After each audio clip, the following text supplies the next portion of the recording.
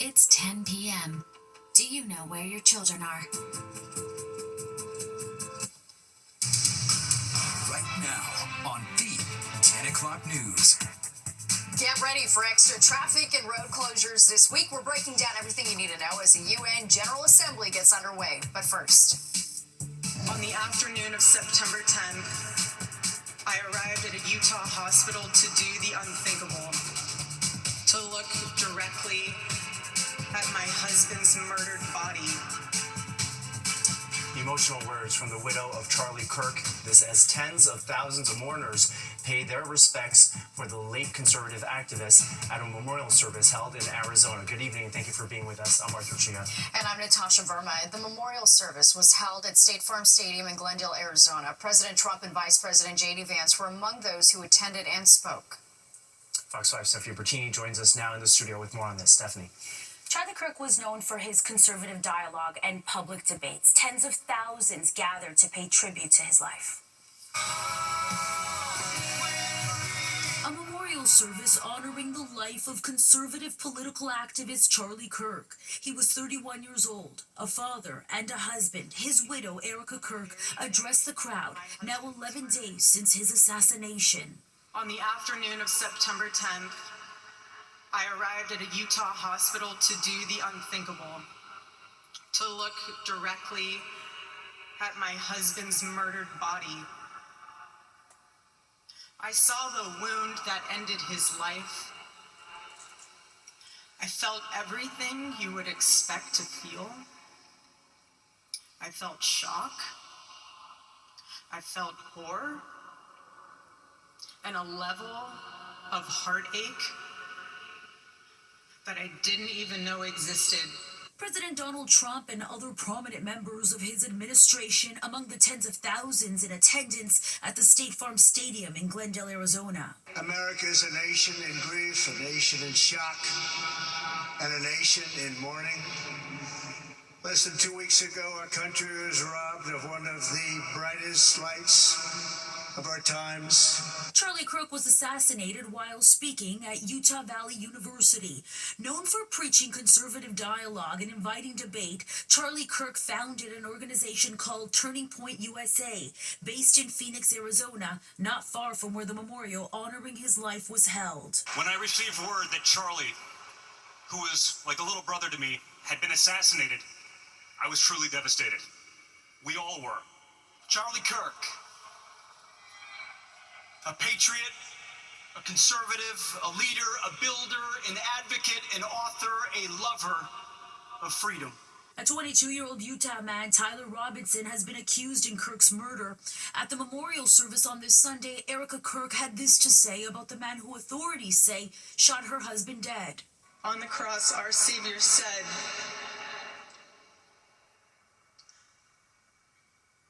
"Father, forgive them, for they not know what they do."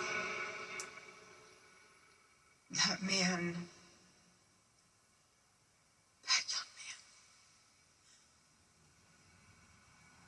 I forgive him.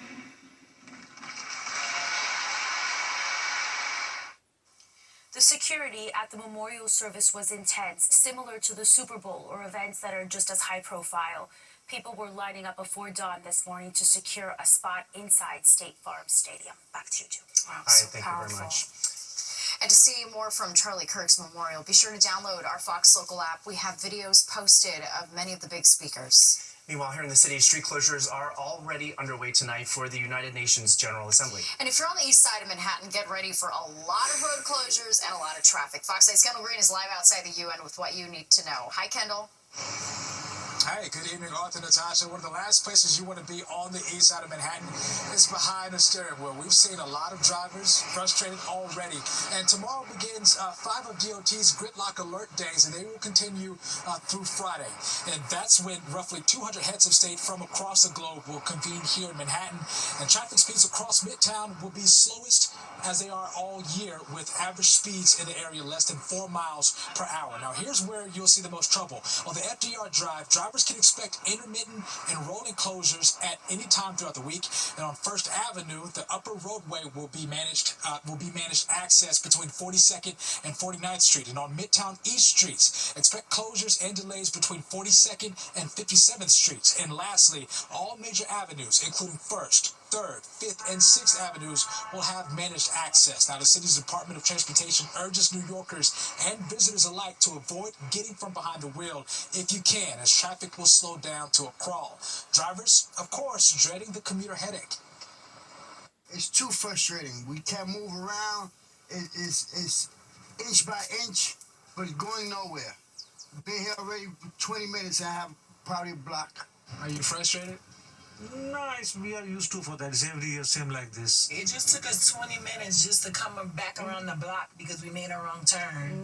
So we're a little frustrated. So the wrong turn cost you how much? About 30 minutes of our time. Right, 15. And my daughter called me 30 times seeing where we at. Now, as for the NYPD, they say this is their biggest security challenge they face all year. So they beefed up security just about everywhere you'd expect, including the roads dignitaries will travel on, the hotels where they'll stay, and places they'll convene during the assembly. Now, Fox 5 got an inside look at the NYPD's plan to deploy extra camera coverage, extra manpower, and extra technical resources, including drones and robots. Robot is really designed so that we can not put a detective or a police officer in harm's way. So we can mitigate a suspicious package, we can disrupt a suspicious package with the robot. Now, to add to all of that traffic, President Trump will be making his way to New York City to address the UN General Assembly on Tuesday, so you can add that to the list. If anybody is encouraged to move around, travel, the best way is through public transit. But that's the latest here in Midtown. Kendall Green, Fox 5 News. Natasha? Underground transit, in fact. All right, well, two separate violent incidents not too far from where Kendall took place in Midtown this evening. The first happening at Park Avenue at East 27th Street. A 17-year-old girl was shot in the shoulder. She was rushed to the hospital in stable condition. And in the second incident at Madison Avenue and East 28th Street, a 24-year-old man was stabbed. He is also listed in stable condition. The Mexican Day Parade had just wrapped up nearby, but police at this time are not saying if the crimes are related to the parade. Now to Fox 5 weather alert. Believe it or not, tomorrow is the official first day of fall. I do not believe it. I will not believe it. So what is it going to feel like tomorrow and for the rest of the week? Meteorologist Audrey Puente is at the weather map for our first look at the forecast. Hi, Audrey. Hi, good evening to both of you and good evening, everyone. Well, we had a fall preview over the weekend with our temperatures a little bit cooler than average for this time of year. 61 is our current reading in Central Park right now. We're at 63 at LaGuardia. 57, though, down towards Atlantic City, which is reporting clear skies. So tomorrow is the official start of the fall season. We are expecting it to come in at about 2:19 p.m. and it actually is going to warm up and feel more like summer as we go into Tuesday this coming week. Right now we have dry conditions across the region, mostly clear too. We have a cloud deck that was kind of hanging out across the Hamptons and Montauk Point earlier today, but that is drifting off to the east.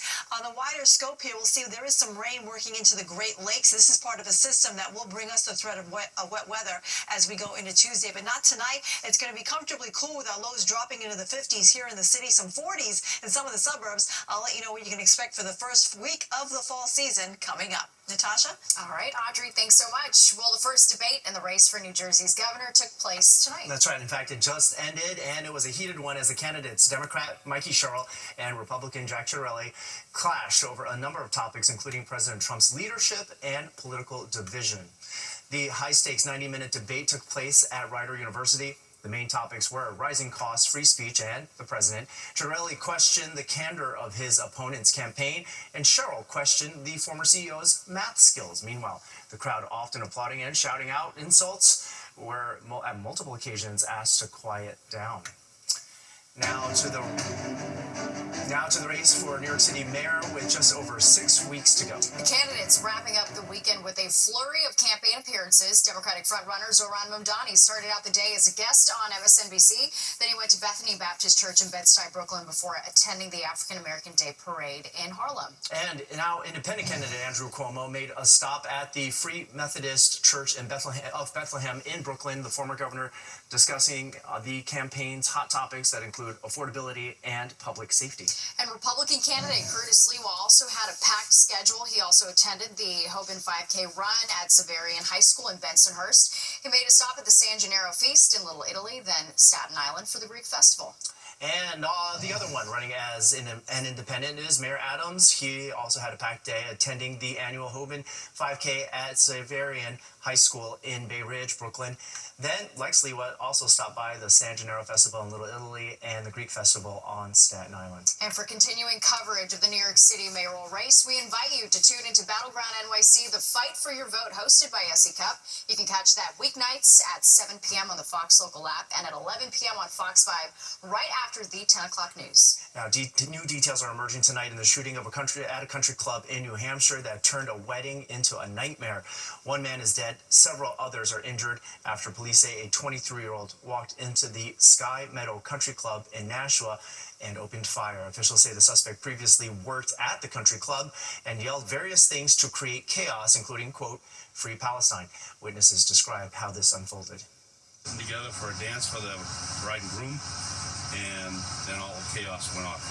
We heard about 6 shots and everybody ducked for cover. And we saw a gunman. He was in all black. He was tall. He was thin. He had a semi-auto weapon. We saw him through the fireplace. I barely saw anything. He had a mask on. We just saw him raise the gun, and then we ran.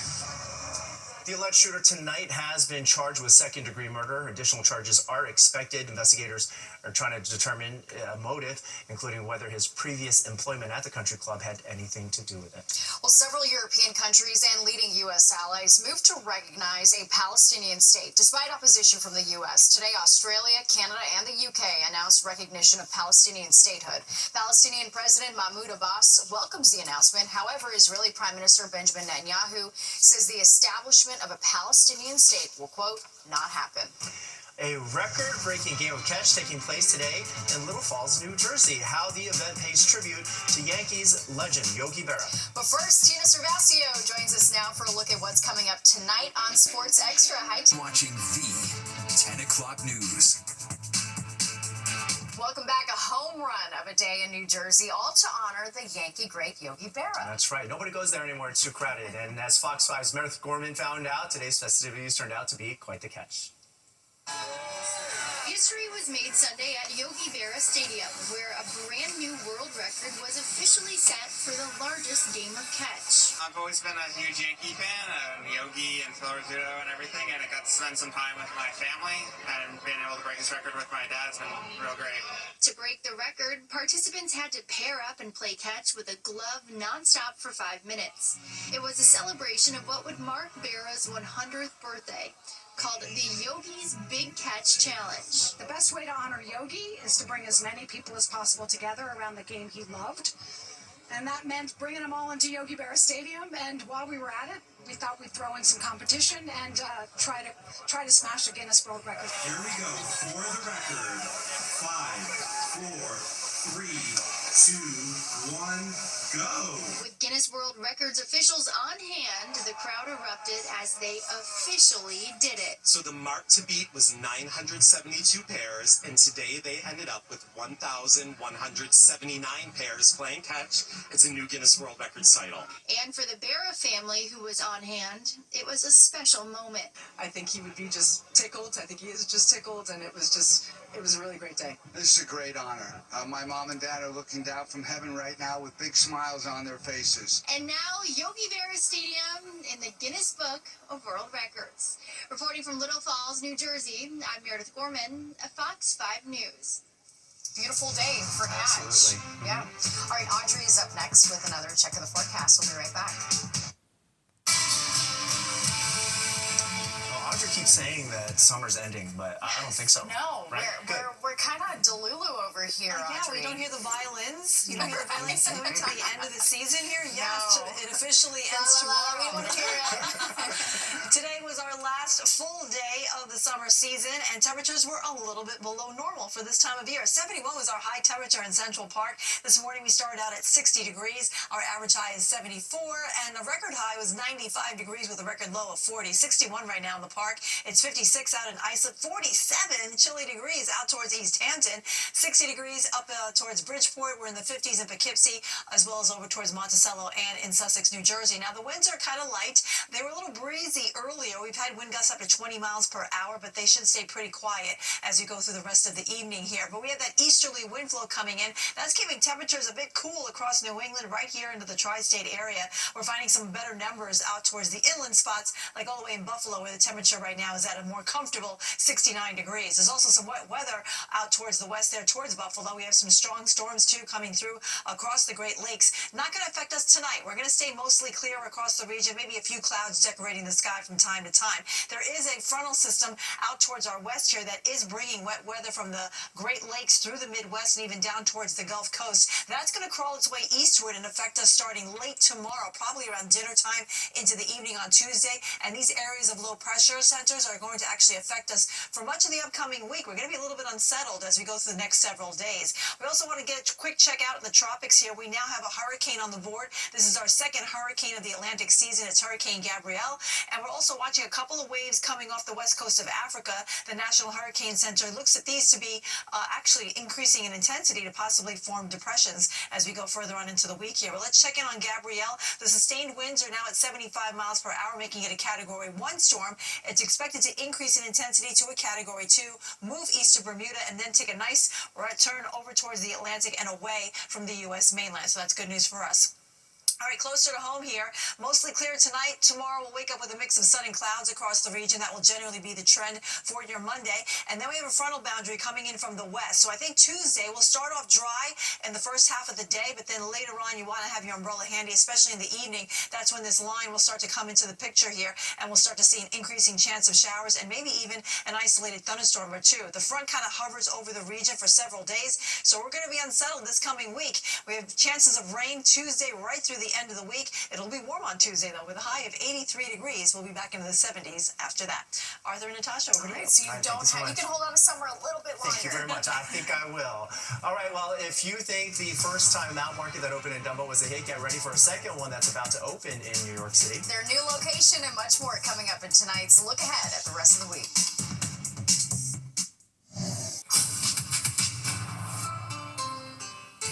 Time now for a look ahead at some stories happening this week.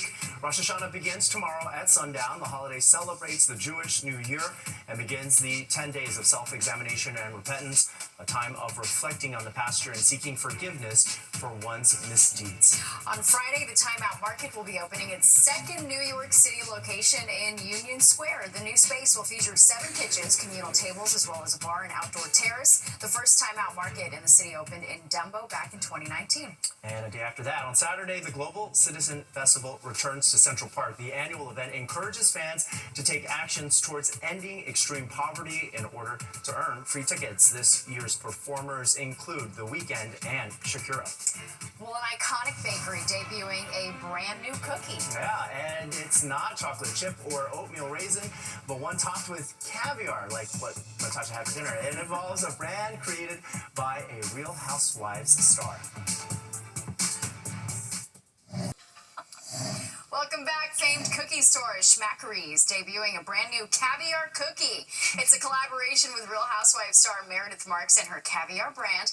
The cookie is topped with a creamy lemon frosting and Meredith's very own luxurious 24-karat Kaluga caviar. They are available at Schmackeries Hell's Kitchen location for a limited time only. You can try it. Yeah. Lemon paste, it's interesting. Yeah, it sounds great. Sounds good. Well, that does it for the news tonight. You're all caught up for the week ahead. If you've missed any part of the 10 o'clock news, you can always catch an encore on our free streaming app, Fox Local. Just scan the QR code on your screen to download the free Fox Local app on your phone where you can stream our newscasts anytime. And don't go anywhere. Sports Extra with Tina Cervasio starts right now.